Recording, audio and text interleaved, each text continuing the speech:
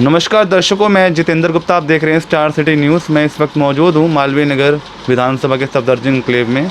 हमारे साथ भारतीय जनता पार्टी के वरिष्ठ उपाध्यक्ष हैं संजय चटर्जी जी इस वक्त मौजूद हैं हमारे साथ। संजय जी सर, स्वागत है आपका। नमस्कार। मेरा आपसे पहला सवाल है, कोविड के समय में आपकी क्या मदद रही सर? अपने क्षेत्र को लेकर बात करें। देखिए, कोविड में हमने हमारे पूरे मंडल के जितने कार्यकर्ता थे, हमारे मंडल के जो विशिष्ट गण थे, हम सब ने मिलके घर घर में जाके कि जहाँ जिनको कोविड हुआ है उनके उपचार के लिए उनको मदद करना, अथवा जहाँ जिनको कोविड हुआ है, मान लीजिए हॉस्पिटलाइज्ड हुए हैं, तो उनके परिवार को उनके पीछे से भोजन देना। अगर वो होम क्वारंटाइन है तो वो नेचुरली वो फैमिली बाहर नहीं आ सकती है, तो उनको खाने की व्यवस्था करना। जो गरीब है, जो जिनको दैनिक वेतन भोगी हैं, जिनका रोज़ का काम है कमाना और रोज़ का काम है खाना, उनको भोजन उपलब्ध करवाना या उनका सूखा राशन उपलब्ध करवाना, जिससे सभी गरीबों को मदद हो सके। सर, इस मुफ्त वैक्सीनेशन को लेके बात कर लेते हैं। प्रधानमंत्री जी पूरे देश भर में मुफ्त वैक्सीनेशन दे रहे हैं, क्या इसको लेके भी आप लोगों को अवेयरनेस कर रहे हैं? हमने योजना बनाई हुई है जो कार्यान्वित में है कि हम हर 5 लोगों को पूछते हैं कि क्या आपने वैक्सीन लगवाई है। हम अगर नहीं लगवाई है तो हम उनको बताते हैं कि आपसे नज़दीक में कहाँ पे वैक्सीनेशन फ्री ड्राइव चल रहा है जी। और अगर आपको फ्री नहीं भी जाना है तो कौन से हॉस्पिटल में जहाँ पे चार्जेस के साथ हो रहा है। ओके, और नेचुरली वो 5 लोग अगले 5 लोगों को पूछते हैं कि क्या आपने लगवाया है कि नहीं। और जहाँ पे वोट वहीं पे वैक्सीन की योजना चल रही है। तो सबको पता है कि जहाँ हम वोट डालने जाते हैं, जहाँ पे जैसे हमारे मंडल में यहाँ पे गार्गी स्कूल है, जहाँ पे हम वोट भी डालने जाते हैं, वहीं पे वैक्सीनेशन भी हो रहा है और नियमित रूप से हो रहा है। कुछ ढिलाई थी ना, अभी तो सुचारू रूप से चल रहा है। पिछले 3 दिनों से 2 लाख वैक्सीन पूरे दिल्ली में लग रही है और हमारा मंडल उसमें आगे है सबसे। तो जैसे जैसे बाज़ारों में छूट दी जा रही है, देश भर में दोबारा कोरोना दस्तक दे रहा था। मैं इसमें थोड़ा अलग अपना विचार रखता हूँ। बाज़ारों में छूट दे दी गई है।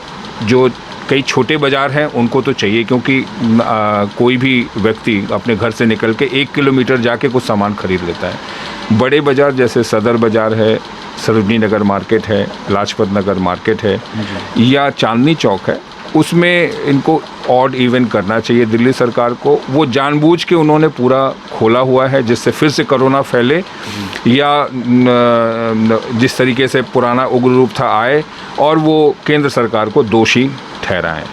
तो सर, क्या लगता है तीसरे वेव की आशंका लग रही है आपको आने की?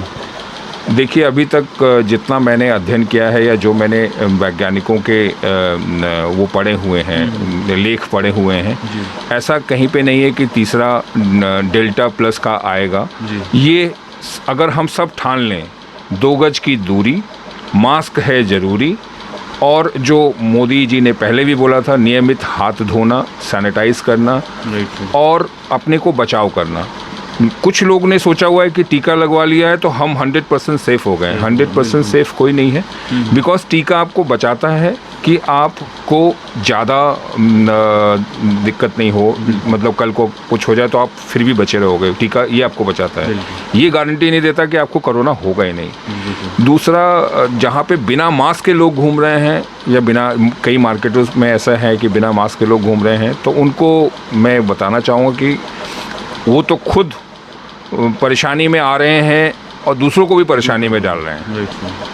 अच्छा, राजनीति आपका सफ़र जो शुरू हुआ सर, कैसे हुआ आपका? राजनीति में जनसंघ से बचपन से जुड़ा हुआ था। कानपुर मेरा पैतृक निवास है और बचपन में मेरा अध्ययन, मेरा एजुकेशन उधर का ही है। मैं शाखा संचालित करता था किदवई नगर कानपुर में। इवन मेरी हत्या का भी एक बार प्रयास हुआ कानपुर में। मैं शाखा संचालित करता था और कुछ लोगों ने बोला कि नहीं, ये शाखा आप नहीं लगाओगे। फिर जो नगर पारवा थे उन्होंने काफ़ी कार्रवाई की और फिर हम नियमित रूप से वहाँ शाखा लगाने लगे। पिछले 20, 22, 25 साल से मैं दिल्ली में हूँ और मेरा समाज सेवा से जुड़ाव था और बीजेपी का कट्टर कार्यकर्ता हूँ मैं। मुझे अब दायित्व मिला हुआ है मंडल के उपाध्यक्ष का, जो सफदरजंग मंडल है उसके उपाध्यक्ष का। सर, क्षेत्रीय प्रतिनिधि यहाँ के हैं जो निगम पार्षद राधिका फोगाट, और विधायक सोमनाथ भारती दिल्ली सरकार में बैठे हुए हैं, कैसा रोल है इनका क्षेत्र में? देखिए, राधिका जी अगर आप देखोगे तो सुबह शाम हर जगह हर समय आपको उपलब्ध रहती हैं और वो अपना क्षेत्र को संभाले हुए हैं। चाहे क्योंकि आप देखो निगम के अंडर में क्या आता है, पार्क आता है, स्ट्रीट लाइट आता है, साफ़ सफाई आता है, सैनिटाइजेशन आता है, जो वो नियमित रूप से कर रही हैं। लेकिन अगर मैं उसका कंपैरिजन हमारे एमएलए से करूं तो एमएलए का जो दायित्व है, सीवर है, बिजली है, पानी है, डीसिल्टिंग है जो हमारे सीवर्स की है, वो अभी तक नहीं हुई है। और मैं नियमित रूप से उनको लिखता रहता हूँ, व्हाट्सअप करता रहता हूँ, उसका कोई जवाब नहीं है। क्या समस्या है सर आपके क्षेत्र की? हमारे यहाँ अभी बरसात नहीं हुई है। मैं आपको बताऊं, बरसात जैसे ही होगा जल भराव की समस्या है। बेसमेंट में सबके यहाँ पानी भर जाएगा। सीवर डिसिल्ट नहीं हुआ है, सीवर का पानी घर तक घुस जाता है, कीचड़ फैलता है। ये सबसे ज़्यादा समस्या है। सर अगर आपको पार्टी मैदान में उतारती है एमसीडी चुनाव में, कोई इच्छा है आपके आगे?